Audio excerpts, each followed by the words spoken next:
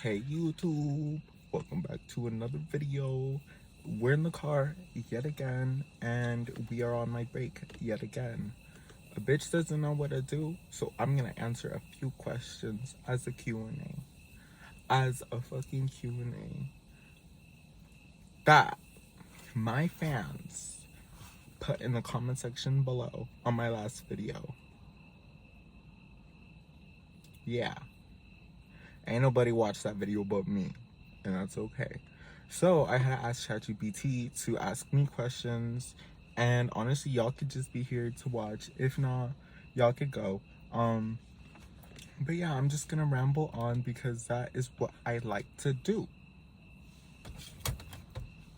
Okay, first question. What is one thing that inspires you when things get rough?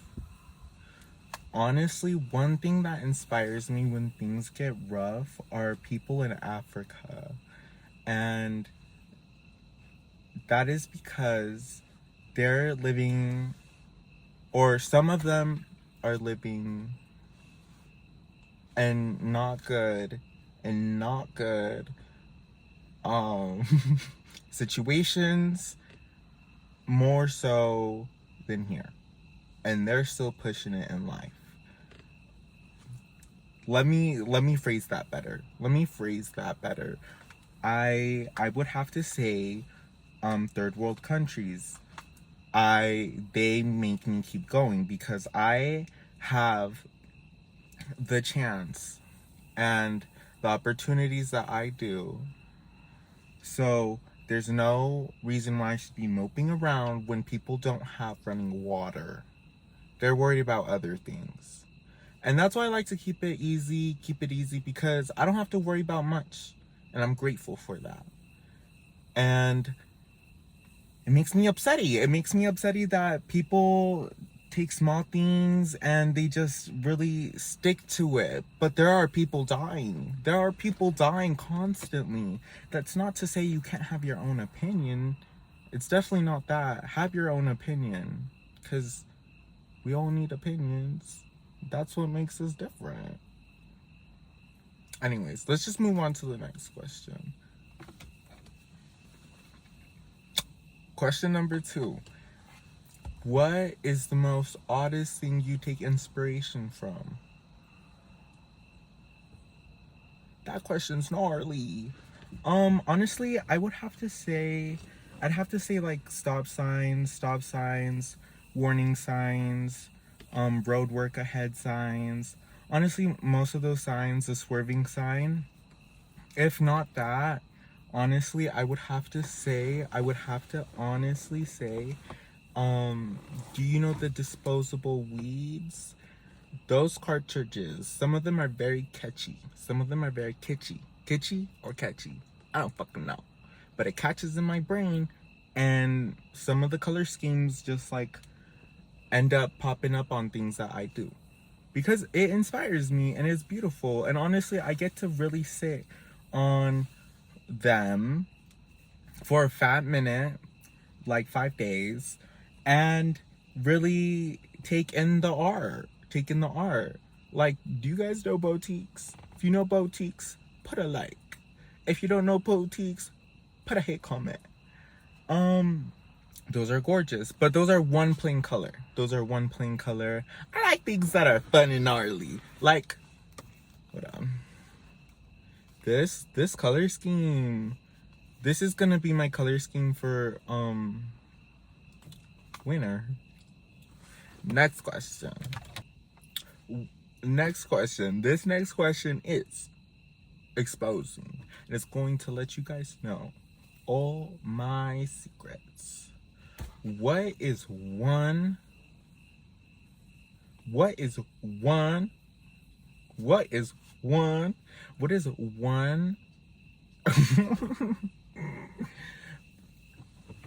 hold on, let me read the question again. What is one guilty pleasure or habit you have? One guilty pleasure I have is I like to smoke. I like to fake vogue. That is my guilty pleasure. I'll sit there and and I like to dip and trick and do shit like that. I haven't done it in a fat minute.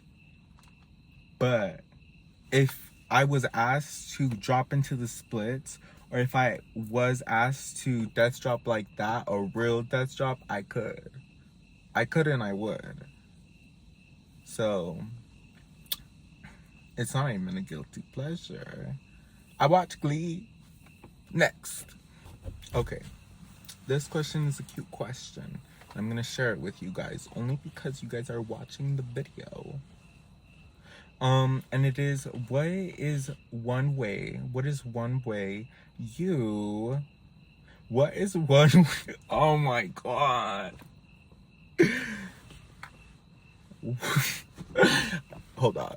I'm not even gonna look at the phone. It is a simple ass question. What is one way you get through doubting yourself? That is not how the question is phrased, but that is how I am phrasing it. And whenever I have doubt, all I know is that they are stupid white kids with their French tips and their big toes doing crack and talking to people they shouldn't be talking to. And I honestly feel like my mom whooped me enough times that whenever I doubt myself, I think what my mom would do. What would America do? And most of the times, it's not a fun thing to do. So I ignore it every now and then whenever I have doubt. But at the end of the day, I know mistakes can be made. And we could come back from them. And if you just go balls to the wall, you'll have a good time. Next question. Okay, this one's a fun question. And I need you guys to answer in the comment section down below if you want. If not, ask for my Venmo. Ask for my Venmo and Venmo me $2. But the next question is, if you can know anything in the fucking universe, like something, ChatGPT gets so advanced and it's just like you get one answer to anything you want, I would honestly have to say, what is there anything sketchy going on in Antarctica? Like, really though, how is there no one there? How is there no one there? All the countries don't really care about it, and it's huge. It's huge. I know it's cold. I know it's really, really, really, really cold. But in these days, property is property. Why? You know, so I feel like there's something going on. There's something in the water. And not just that, but I don't fact check things, I hear things. But I heard that people used to be able to go to fun excursions to Antarctica, and just like, you know how people like to hike and like they like to brush and they like to be like, I went to Antarctica and I went through the fucking hoo-ha fucking Antarctica through its ice coochie, found God. You know, they used to be able to do that, but now they can't. It's banned. And it's not because people died. It just got banned. And now you really got to go through like 10 different people before you're authorized to go there. And usually you cannot. So certain people can. So I just need to know. That, or something with the ocean. What's going on there, mama? Why don't we know everything about the ocean? Next question. Okay, this one's kind of a simple question, pop and squeeze. So it's just gonna be fast and I'm gonna answer it fast. If you could be one animal and experience what life is like for an animal for one day, what would it be? I would have to say, I have two animals, so it's not a short and sweet question. But, first cop out question or answer is my frogs that killed 8 of my fish, allegedly. I'm still coming down. If I have one last fish left, they kill it. I know it was them. I literally put down my yo-yo loach. I didn't put it down, it died because I had to separate it, and then shit happened and it died. left me. I'm doing really bad on fish. I feel really fucking bad. I'm a disaster. I'd want to experience what fuels them with such anger to go on a killing spree and kill my beautiful fishes. Yeah, I would want to know what it's like to nibble on a fish as a frog. If not that, a cat. Because, or my cat Violet. Or not my cat Violet, but my sister's cat Violet. Because she's just like, she gets everything she wants. Her body T is attractive. Well, not like sexually attractive. It's just like good for a cat. It's really good for a cat. And she's a good cat. But she just lays there. She really gets all the treats she wants. She could be a bitch and still get love. Kind of like my sister.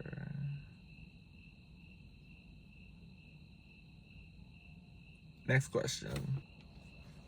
This is a really good question. Do you think people are naturally rude or naturally selfish? What is the learned trait and what is the birth trait? I think they're both learned. They're both learned from parents. Either you have humble parents who whoop your ass, humble parents who take shit from you, humble parents who don't say shit and da da da da. Or like parents who gave you everything and you never knew what no was. So I feel like it was learned. It's learned also by your surroundings, by the people you're with. Not necessarily just your parents, because I feel like it's just something learned from the environment. I took a psychology class. I'm not going to say too much about that because I don't want to. But yeah, I think most people are selfish. I think the norm is selfishness. But I think if we all work as a community and work as a whole and care for each other, I know it sounds stupid, we could really make a big difference, because in numbers we make differences. And that's why we should fucking vote. And vote good. If you're gonna vote bad, don't vote. It don't fucking matter. If you voted for Trump, you shouldn't have voted. Like, if you were like not gonna vote, but then you were pushing to voting, who pushed you? Next question. Okay, this last question is, do you think loneliness is a state, a frequency, a mindset? What is it? I think loneliness comes with your perspective. Because you could be lonely and think everyone fucking likes you. Everyone thinks you're lonely, but you're not, because you don't think you're lonely. So that's why I would say it's perspective. But also, we just need to value ourselves. Like, there is humble selfishness. You need to know that you're the shit, regardless of whatever. And other people can be the shit as well. We are not competing. We can all be beautiful people. Doesn't fucking matter anything. So just value yourself. Don't take shit from others. But also don't be a bitch to others. Because then that just makes problems. Put yourselves in other people's shoes. It's not that hard. But I think loneliness is a concept, because when I was little, I used to feel really, really lonely. Growing up, my best friend was my mom, because my older sisters were just too old. And they were just mean. They were just like mean and didn't want to play with me. Also, and it just made it hard to like do that, any of that.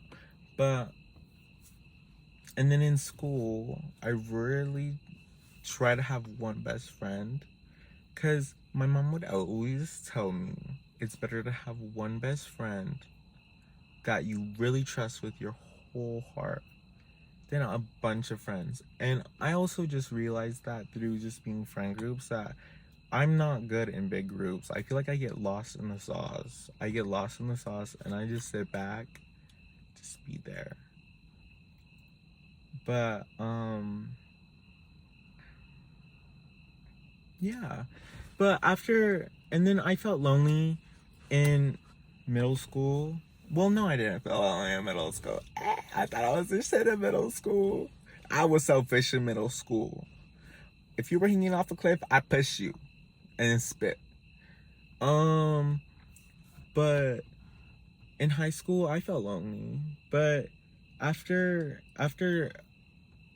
an event that happened in my life where I experienced like homelessness, and I just like felt like everything was taken away from me. My emotional support dog taken away from me that I've had since she was born, and her mom was also taken away. They were like family dogs that I never thought were gonna be taken away. Our house was taken away.